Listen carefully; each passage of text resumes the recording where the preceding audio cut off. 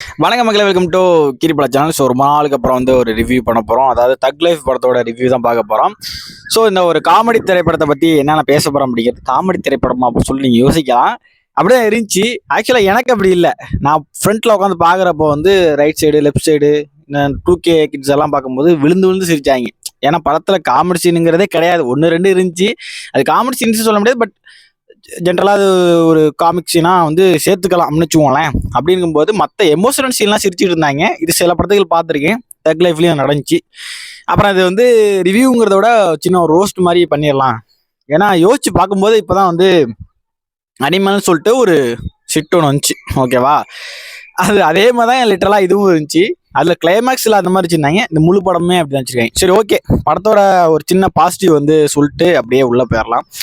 படத்தை பொறுத்த வரைக்கும் பாசிட்டிவ் அப்படின்னு பார்த்தீங்கன்னா, இந்த மேக்கிங், அதாவது ஸ்க்ரீன் பிளே விட மேக்கிங் வந்து பயங்கரமாக இருந்துச்சு. ஏன்னா வந்து ஒவ்வொரு சீன்ஸும் வந்து அவங்க வந்து எலிவேட் பண்ணுற விதம் வந்து நல்லா இருந்துச்சு. ஐ மீன் அந்த சீனை இன்னும் எந்த அளவுக்கு மக்கள்கிட்ட மிருகத்தி காட்டலாம் டெக்னிக்கலாக அப்படிங்கிறது. அந்த டிஏஜிங் வந்து சூப்பராக இருந்தாங்க. நாசர்லேருந்து கமல் சார் இருந்து எல்லாருமே வந்து அவ்வளோ அழகாக இருந்தாங்க. அந்த பிளாக் அண்ட் ஒயிட் சீன், அந்த 15 மினிட்ஸுங்கிறது படம் சூப்பராகவே இருந்துச்சு, ஓகேவா? அந்த சின்ன பையனோட அந்த எமோஷனல் சீன்ஸ் அது எல்லாமே நல்லா இருந்துச்சு. அதாவது சின்ன எஸ்டிஆர். ஸோ அப்படிங்கும்போது அது எல்லாமே வந்து பார்க்கறதுக்கு நல்லா இருந்துச்சு. அதுக்கப்புறம் வந்து ஸ்டண்ட்டு, ஒவ்வொரு ஸ்டண்ட்டுமே வந்து விஷுவலாக வந்து பார்க்கும்போது நல்லா இருந்துச்சு. ரொம்பவே வந்து ஒரு டெக்னிக்கலாக ரொம்ப ஸ்ட்ராங்காக இருந்துச்சு. பார்க்கும்போது நல்லா இருக்கேப்பா, ஒரு தரமாக இருக்கே அப்படிங்கிற மாதிரி இருந்துச்சு. ஆனால் இந்த கதையில் மாட்டிக்கிட்டே தான் இருக்குது. ஏன்னா அந்த டெல்லியில் வந்து கார் சீக்வன்ஸ் ஒன்று போகும், ஒரு சின்ன சேசிங் மாதிரி, அதெல்லாம் வந்து சூப்பராக இருந்துச்சு. அண்ட் சில ஃபைட் சீன்ஸ்லையுமே கொஞ்சம் குறைபாடுகள் இருந்துச்சு. ஆனால் பெட்டராக சொல்ல போனோம்னா இன்னும் கிளைமேக்ஸில் அந்த ஃபைட் சீன், அதாவது எஸ்டிஆர்எஸ் கமல் அப்படிங்கும்போது அதெல்லாம் வேற லெவல் இருந்துச்சு. அந்த மோக்கோபாட் வச்சு பண்ணதுங்கிறது வந்து நல்லாவே இருந்துச்சு. ரோபோட் வச்சு பண்ணுவாங்களே அந்த கேம். ஸோ அது இருக்கும்போது ஓகே, இதெல்லாம் வந்து ஒரு ப்ளஸ்ஸாக சொல்லலாம். அதுக்கப்புறம் ஆக்டிங், எல்லாரோட ஆக்டிங்குமே நல்லா இருந்துச்சு. சொல்லப்போனால் வந்து எஸ்டிஆர் தான் வந்து அந்த ஆரா அப்படிங்கிறத கிரியேட் பண்ணாரு. கமல் வரும்போது அந்த அந்த ஃப்ளாஷ்பேக் சீன்ஸில் மட்டும் தான் இருந்துச்சு. அதர்வைஸ் மற்ற இடத்துலலாம் போதி திரும்பராகவே வந்துட்டு இருக்காரு. இதெல்லாம் டைலாக்காகவே இருக்குது படத்தில் அப்படிங்கும்போது தான் எனக்கு புரியலை. ஓகே, படத்தோட மிகப்பெரிய மைனஸ் யாருன்னு பார்த்தீங்கன்னா உங்களோட ஏஆர் ரகுமான். ஃபஸ்ட் டைம் நான் வந்து சொல்கிறேன். ஏன் அப்படின்னு பார்த்தீங்கன்னா, எனக்கு ஒன்றுமே புரியலை. ஒரு அங்கே ஒரு ஒரு ஒரு கொலை செய்கிற ஒரு காட்சி போயிட்டு இருக்கு, ஓகேவா? ஒரு வில்லனையும் இல்லை இன்னொரு இடங்கள்லேயே வந்து பயங்கரமாக வந்து அடிச்சுக்கிறாங்க, சாவ போகிறாங்க, அப்படி தான் போயிட்டு இருக்கு. அந்த இடத்துல எப்படி பிஜிஎம் போடணும், ஒரு பரபரப்பாக ஒரு விறுவிறுப்பாக போடுவாங்கன்னு பார்த்தா, இவர் வந்து வந்தே மாதரத்தில் போடுற 2 ட்ரம் செட் எடுத்து tongue tongue tongue tongue tongue tongue tongue tongue tongue அடிக்கிறாரு. எனக்கு மன காண்டாகுது. சீனி எலிவேட் ஆகலாம். இப்போ வந்து ராயனில் போட்டிருந்தார், ஓகேவா? ராயனில் என்ன பண்ணுவாங்கன்னா, அந்த இன்டர்வல் பிக் வரும், அப்போ வந்து தனுஷ் அப்படி என்ட்ரி கொடுப்பார். அந்த ஒரு கம்பியை பிடிச்சிட்டு அந்த முத்தத்தில் நடக்கும், அப்படி ஒரு ஸ்வாக் பண்ணும், அப்படி ஒரு அடிப்பாப்பில் காலால். அப்போ ஒரு பிஜிஎம் வரும், வேற லெவலில் இருந்துச்சு. ஆனால் இங்கே அதுதான் ஒரு ஒரு ஒரு ஒரு சீனை அடுத்த கடத்துக்கு எலிவேட் பண்ணுறது. ஆனால் இங்கே என்ன நடக்குதுன்னா, ட்ரம்ஸ் வாசிக்கிறாரு, டன் டன் டன் டன் டன் டன் டன் டன் டன் டன் டன் டன் டன் டன் டன் டன். எனக்குன்னா ஐயோ யார் அது எனக்கு புரியல. இது உண்மையிலே ஏஆர்ஆர் போட்டாரா இல்லை வேற எதுவும் பிரச்சனை ஆயிடுச்சா? பக்கத்தில் மணி சார் உட்காந்து அதை அப்படி தட்டுச்சு, அப்படி பண்ணாத, அது வேற மாதிரி போகுது அப்படிங்கிற மாதிரி சொன்னாரா? எனக்கு ஒன்றும் புரியல. விண்வெளி நாயகா வருது அங்கங்க, விண்வெளி நாயகா ஆன்னு வருதே தவிர அதுக்கான ஒரு எமோஷனு, ஐ மீன் அந்த ஒரு ஃபீலே பண்ண முடியல. ஓகே, நல்லா இருக்குப்பா அந்த பிஜிஎம் போது அப்படி இருக்கு, அதெல்லாம் இல்லவே இல்லை. எங்கே போணுச்சு அப்படின்னு தெரில. இந்த படத்தோட மிகப்பெரிய ஒரு டிராபேக் வந்து மியூசிக்காக இருக்குது. ஃபர்ஸ்ட் டைம் வந்து நான் வந்து ஏஆர் மியூசிக்கை வந்து குறை சொல்கிறேன் பார்க்கும்போது. என்ன பண்ணுறது? அப்புறம் ஓப்பனிங் பார்த்தா இது கௌதம் வாசுதேவன் டைரக்ஷனா அப்படிங்கிற மாதிரி இருந்துச்சு. அப்படிதான் இருந்துச்சு. ஏன்னா வாய்ஸ் ஓவர் போயிட்டே இருக்கு, கமல் பேசிகிட்டே இருக்காரு. குசுவானா ஏதோ கேங்ஸ்டராமே, இப்போ நானும் ஒரு கேங்ஸ்டராக தான் பிறந்திருக்கேன் இந்த நாட்டில் அப்படின்னு சொல்லிட்டு அதுக்கு ஒரு 10 நிமிஷம் பேசுகிறாரு. எனக்கு யோ இதெல்லாம் யாரையே கேட்டால் அதான் ட்ரெயிலர்லேயே வந்துட்டு ஏயா அதுக்கு வேற விளக்கம் கொடுக்குற அப்படிங்கிற மாதிரி. நம்ம ஆளை பற்றி தெரியும், ஆண்டவர் பேச ஆரம்பிச்சாருன்னா பேசிக்கினே இருப்பார். ஸோ அப்படியெல்லாம் போகுது. அப்புறம் இங்கே என்ன பிரச்சனை அப்படின்னா, எஸ்டிஆர் என்ட்ரி சூப்பராக இருந்துச்சு, ஓகேவா? அது ஒரு அந்த பால்டா பட ரேப்பரை வச்சு இது ட்ரை பண்ணியிருக்காங்க, நல்லா இருந்துச்சு என்ட்ரி. ஒரு இது ஸ்பாய்லர் தான் ஆகும், ஏன்னா ஸ்டோரி சொல்ல தான் போகிறேன் சின்ன சின்னதாக அங்கங்க. ஸோ ஸ்டார்டிங்கில் வந்து எஸ்டிஆருக்கு ஒரு தங்கச்சி இருக்கும், சந்திரான்னு சொல்லிட்டு. அந்த தங்கச்சி மிஸ் ஆயிரும் அந்த ஒரு கன் ஷூட்டில். அப்போ தான் வந்து கமல் வந்து எஸ்டிஆர் தூக்கின்னு வளர்க்குறன்னு சொல்லி தூக்கிட்டு வந்துடுவாங்க. நாசர் எல்லாமே கூட இருப்பாங்க. நாசர் தான் வந்து எஸ்டிஆரோட உண்மையான அப்போ வந்து சுடுறது, ஓகேவா? அப்படிங்கும்போது ஃப்ளாஷ்பேக்லாம் முடிஞ்சு போயிடும். அதுக்கப்புறம் என்ன சொல்லியிருப்பாங்கன்னா வந்து போலீஸ் நினச்சி உங்கள் அப்பா சுட்டுட்டாங்க அப்படின்னு சொல்லியிருப்பாங்க. யாரு அதுவும் கமல் தான் சொல்லியிருப்பாங்க, நினைச்சு சுட்டுட்டான்னு தான் சொல்லியிருப்பாங்க. ஆனா இருந்தாலும் சிம்புக்கு வந்து அந்த கோவம் இருக்காது. அதே மாதிரி கமலும் ப்ராமிஸ் பண்ணி கொடுப்பாரு, உன் சந்திரா வந்து நான் கூட்டு வந்து உன்கிட்ட ஒப்படைக்கிறேன் எப்பனாலும் சத்தியம் சொல்லி இது பண்ணியிருப்பாங்க. இப்படியே வந்து ஃபிளாஷ்பேக்லாம் முடிஞ்சு ஒவ்வொரு கட்டமா வந்து இதுக்கப்புறம் நான் தான் ரங்கவேல் ராயன்லாம் வரும்ல, அந்த மாதிரி அவர் வளர்ந்து வந்துட்டு இருக்காரு. கமலுக்கு அப்புறம் அவர் தான் அப்படிங்கிற மாதிரி.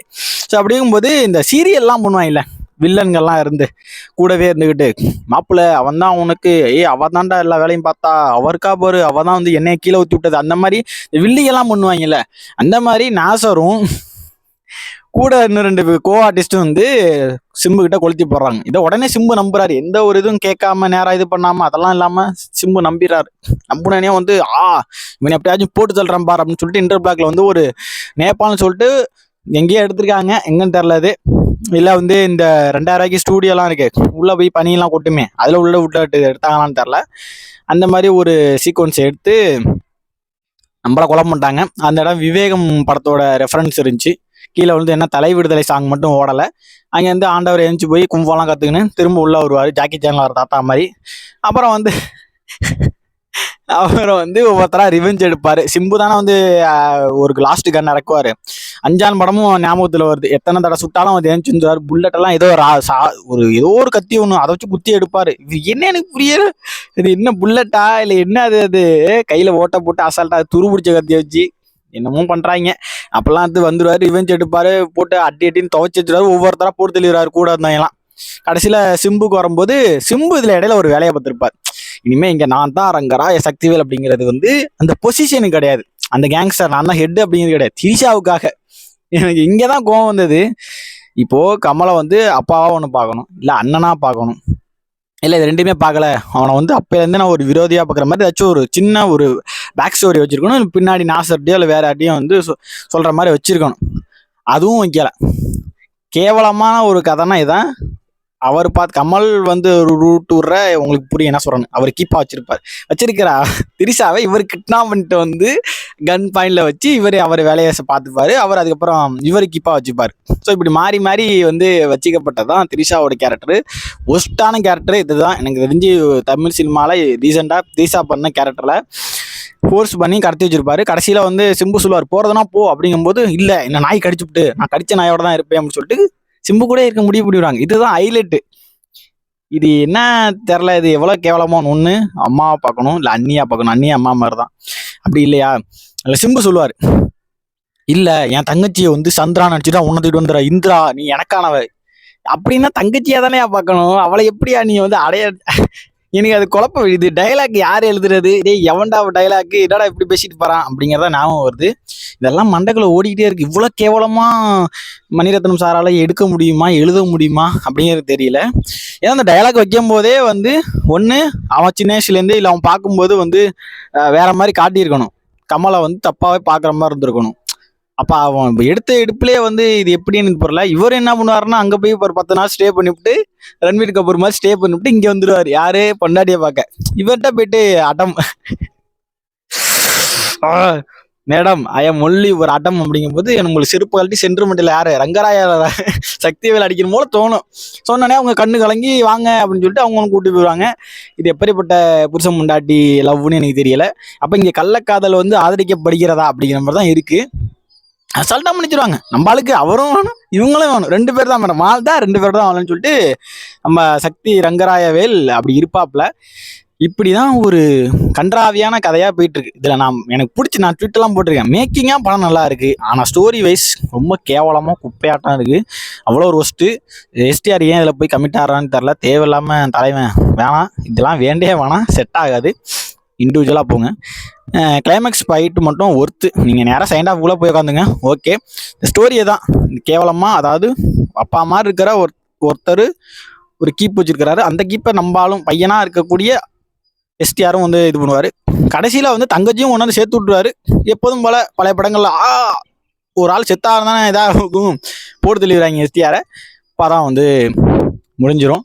அதுக்கப்புறம் அந்த விண்வெளி நாயகா போடுவாங்க பாருங்க, எங்கே வயல்ல நாத்து நட்டு இருப்பாரு ஆண்டவர், அங்கே வச்சுட்டு விண்வெளி நாயகா அப்படி போவோம். சிரிக்கிறாய சார் சிரிக்கிறாயே சார் அப்படிங்கிற மாதிரி எல்லாம் சிரிக்கிறாயே கடந்துக்கிட்டு. அது என் பக்கத்தில் வந்து ஒரு 2K கிட்ட வேற கொண்டான். அவன் வேற ஆரம்பத்துலேருந்து கடைசி வரையும் சிரிச்சு சிரிச்சு என் உசுரை எடுத்துட்டான். படம் பார்க்குற மூடே இல்லை. ஸோ ஒரு படத்துல 1-2 ஓட்டை இருக்கும். ஓட்டையில படம் இருக்கிறது இதான் நான் பாக்குறேன். இப்ப தெரியுது இந்தியன் 2 எவ்வளவு பெட்ரு. என்ன அதுல பேசுறதை ட்ரிம் பண்ணிருக்கலாம், இதுல படத்தையே ட்ரிம் பண்ணிருக்கணும். அப்படிப்பட்ட ஒரு ஒரு கர்ம காவியம் தான் இந்த தக் லைஃப். இது போய் பார்க்கலாமா என்னன்னா உங்களோட விருப்பம்.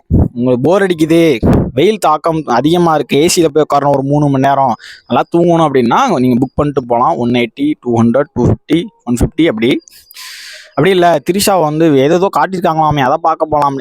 அது ஒரு சொல்ல மாட்டேன் பாருங்க. திரிஷாவை நான் சத்தியமாக நான் ரீசெண்ட் டயத்தில் இப்படி நான் கிளாமராக பார்த்தது இல்லை. அவ்வளோ ஒரு கிளாமராக காட்டுறானுங்க. ஒரு போதைப் பொருளாக ஒரு பெண்ணை வந்து இன்னும் போதைப் பொருளாக காட்டுறதை நான் பார்க்குறேன். பெண்ணிய வேண்டும் பெண்ணிய வேணுங்கிறாரு கமல் சார். அதில் டைலாக் வேறு சொல்லுவார், ஆமாம் பெண்கள் படிக்கணும் தான் அப்படிங்கன்னு சொல்கிறாரு. ஆனால் அதுக்கப்புறம் அந்த பெண்ணை என்னென்ன பண்ணுறாரு பார்த்தீங்களா, இங்கே ஒன்று அங்கே விட்டு வச்சுக்கிறாரு. என்ன என்ன என்ன ரங்கா நியாயமா அது என்ன ஜோக் கட்டுறீங்களா அப்படின்ற மாதிரி இருக்கு.